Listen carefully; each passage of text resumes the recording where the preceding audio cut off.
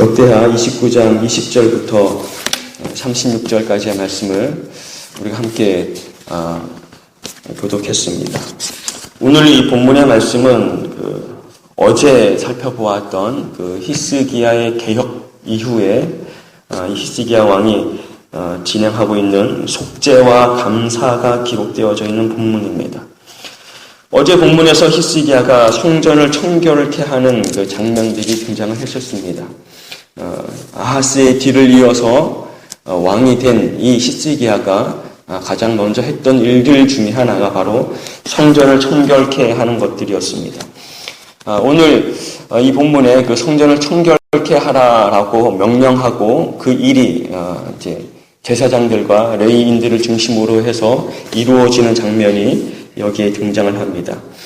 왕이 명령을 하자 제사장과 레위인들이 그 왕의 명령에 순종함으로 이 성전을 청결케 하는 일들이 진행이 됩니다. 버릴 것은 버리고 다시 그 선대 왕들이 성전에서 버렸던 것들을 다시 성전 안으로 가져오는 일들과 성전 내부를 정리하고 깨끗하게 하는 일들이 이 제사장과 레위인들을 중심으로 해서 진행이 됩니다.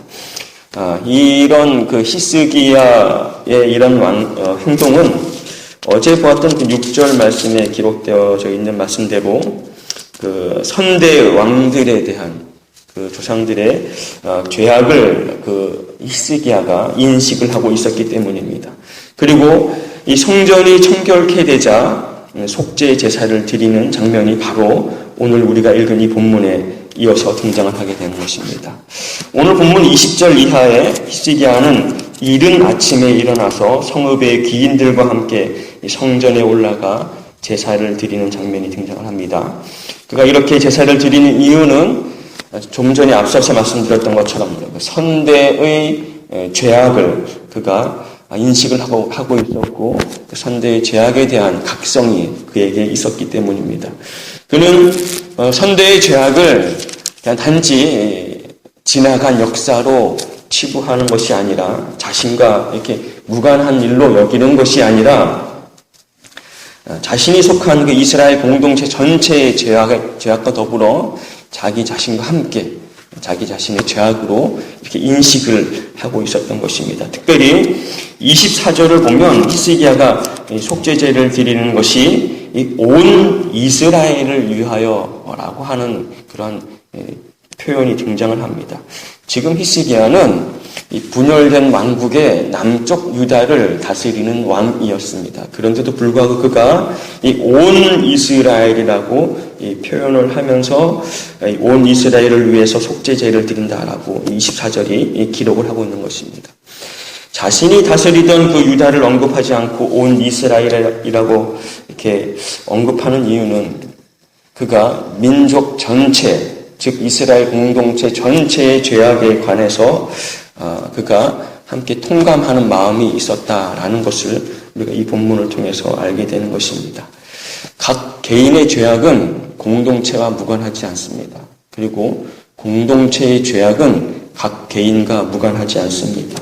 히스기야는 자신의 죄뿐만이 아니라 선대의 죄 그리고 공동체의 죄악을 속하기 위해서 지금 이 속죄제를 드리고 있는 것입니다.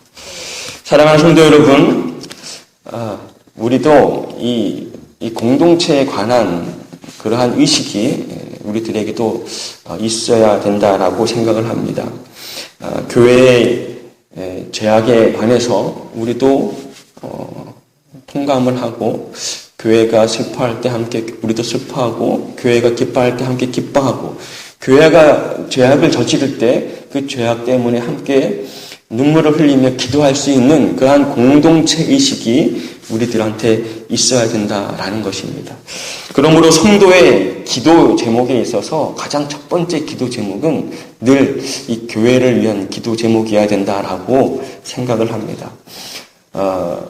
여러분, 대한민국이 이렇게 믿음 안에 바로 서고 교회가 세계 그 역사에도 찾아볼 수 없을 만큼 부흥을 이룰 수 있었던 것은 새벽마다 나와서 교회를 위해 기도했던 우리들의 믿음의 선배들의 그 기도 때문이 아닌가라고 저는 그렇게 생각을 합니다. 교회를 위해서 기도했던 그러한 선배들처럼 여러분들도 지금 그것을 본받아서 이 아침에 나와서 기도하는 것 아니겠습니까? 이 아침에 나와서 단지 자기 가정과 자기 자신만을 위해서 기도하고 돌아가는 사람들은 적어도 이 공동체에 관한 인식이 부족하다는 것을 여러분들이 아마 기억하셔야 될 것입니다. 늘 교회를 위해서 기도하고 교회의 모든 대소사를 위해서 함께 기도하고 그 일에 동참할 수 있는 여러분들이 될 수 있기를 간절히 소원합니다.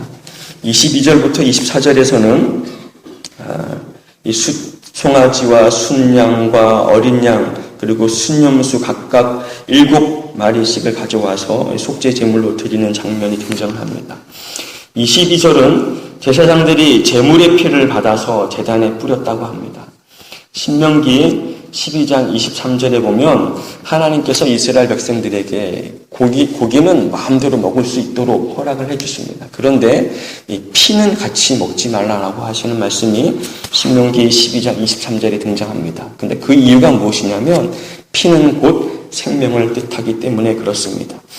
피는 생명을 의미합니다. 그렇기 때문에 제물의 피 흘림은 제물의 죽음을 의미합니다. 다시 말해서 내가 흘려야 할 피를 대신 흘림으로써 내 죄 문제가 해결되었다라는 것이 이 제사의식에 담겨져 있는 의미입니다. 그런데 이 모든 제사의식은 모두 다 예수님의 피 흘림에 대한 그림자요 예표일 뿐입니다. 예수님의 죽음은 곧 나의 죄를 위한 죽음이었습니다. 예수님의 죽으심으로 말미암아 나의 죄가 깨끗하게 씻겨졌고 그 죄의 씻김으로 말미암아 내가 구원을 받게 된 것입니다. 사랑하는 성도 여러분, 이것이 바로 제사의식에 담겨져 있는 신학적인 의미입니다. 그러므로 이 제사의식에는 반드시 감사와 찬양이 뒤따르게 되어져 있습니다. 하나님께서 우리들의 모든 죄를 다 사하여 주셨다라는 것, 이것만큼 놀랍고 큰 그 복음이 어디에 있겠습니까? 그래서 이 31절부터 33절에서는 이러한 은혜에 감사하는 백성들의 반응이 등장합니다. 특별히 31절에서 히스기야는 이 속죄제를 드린 후에 백성들에게 감사 제물을 드리라고 명령을 합니다. 이러한 왕의 명령에 백성들은 자원하는 마음으로 감사의 예물을 바치기 시작합니다. 32절에서 그 바친 예물의 수를 자세히 밝히고 있는데 회중이 가져온 번제물의 수요는 수소가 70마리요 순양이 100마리요 어린 양이 200마리이니 다 여호와께 번제물을 드리는 것이며 또 구별하여 드린 소가 600마리요 양이 3000마리라라고 보고를 하고 있습니다. 백성들은 힘껏 자원하는 마음으로 기쁘게 이 모든 예물을 바친 것입니다. 사랑하는 성도 여러분, 우리들에게도 이렇게 자원하는 마음이 넘쳐나기를 소원합니다. 고린도후서 9장 7절에 보면 하나님 앞에 예물을 드릴 때 각각 그 마음에 정한 대로 할 것이요 인색함으로나 억지로 하지 말아야 한다라고 말씀을 하고 있습니다. 왜냐하면 하나님은 즐겨내는 자를 사랑하시기 때문입니다. 라고 성경이 기록을 하고 있습니다. 많고 적음이 문제가 아니라 얼마만큼 내 마음을 다해서 기쁘게 드리느냐 하는 것이 더 중요하다라고 성경은 우리들에게 가르치고 있습니다. 이렇게 자원하는 마음으로 주께 드리는 자들에게 하나님께서 은혜를 베풀어 주신다라는 것을 여러분들이 믿으시기를 바랍니다. 그런데 이 34절 이하를 보니까 그러한 백성들의 자원하는 마음이 넘치도록 풍성해서 제사장들이 다 감당할 수 없을 만큼 그 예물이 들어왔다라고 기록을 하고 있습니다. 급기야 레위인들까지 도와주어야만 할 정도로 감사 예물이 넘치게 들어왔습니다. 아마도 레위인들이 성결하게 준비를 하지 않고 있었다라면 이 일에 많은 차질이 있었을 것입니다. 그러나 감사하게도 많은 레위인들이 이 일에 쓰임을 받도록 준비가 되어져 있었습니다. 그런데 이 모든 것은 36절 말씀에 보니까 하나님이 예비하신 것이다라고 성경이 기록을 하고 있습니다. 이 일이 갑자기 되었으나 하나님께서 백성을 위하여 예비하셨으므로 히스기야가 백성과 더불어 기뻐하였다라고 36절이 기록을 하고 있는 것입니다. 사실 우리 가운데 일어나는 모든 놀라운 일들은 모두 우리 하나님께서 계획하시고 진행하시며 이루시는 일들입니다. 우연히 일어나는 일들이 하나도 없다라는 것이죠. 우리들의 모든 일상 가운데 일어나는 일들이 다 그렇습니다. 하나님께서 계획하시고 하나님께서 준비하시고 하나님께서 그 모든 일들을 이루십니다. 단지 우리는 그 놀라운 일들에 쓰임을 받을 뿐인 것입니다. 그런데 오늘 본문의 레위인들처럼 우리들도 성결함으로, 거룩함으로, 구별됨으로 주 앞에 쓰임을 받도록 준비를 하고 있어야 되겠다라는 생각이 이 본문을 읽을 때 들게 됩니다. 주께서 쓰시고자 하시는데 우리의 부정함과 준비되지 않음으로 인하여서 그 영광의 일에 동참하지 못하는 일이 없도록 늘 준비를 하고 있어야 되겠다라는 것입니다. 에스더서 4장에 가면 하만으로 인하여서 유다 민족이 멸절될 위기에 그 에스더에게 모르드게가 찾아와서 이런 말을 합니다. 내가 아니어도 다른 사람을 통하여서, 다른 일을 통하여서 이 유다 민족은 구원을 받겠지만, 하나님의 구원을 받겠지만 내가 여기에 있는 것은 이때를 위함이 아니냐라고 모르드게가 그렇게 말을 하는 장면이 등장을 합니다. 하나님은 하나님의 일에 우리가 아니어도 쓸 사람이 너무나 많습니다. 우리가 아니어도 하나님은 하나님의 일을 얼마든지 하실 수 있는 분이시다라는 것입니다. 그러나 하나님께서 필요로 하는 그 시각, 그 장소에 우리가 있다라면 마땅히 우리가 그 일에 쓰임을 받아야 되지 않겠습니까? 그렇기 위해서는 오늘 이 레위인들처럼 우리들도 성결함으로, 거룩함으로 늘 준비를 하고 있어야 되겠다라는 생각을 하게 됩니다. 사랑하는 성도 여러분, 오늘 이 본문에 등장하는 레위인들처럼 여러분들도 늘 이렇게 주님 앞에 쓰임을 받을 수 있도록 준비를 할 수 있는 여러분들이 되시기를 간절히 바랍니다. 그런데 사랑하는 성도 여러분, 성도가 성결함을 유지할 수 있는 비결이 무엇이겠습니까? 그것은 디모데전서 4장 5절 말씀처럼 하나님의 말씀과 기도로 거룩하여짐이라는 말씀을 여러분들이 기억할 수 있기를 바랍니다. 우리가 거룩하여지는 방법은 다른 데 있지 않고 오직 하나님의 말씀과 기도에 있습니다.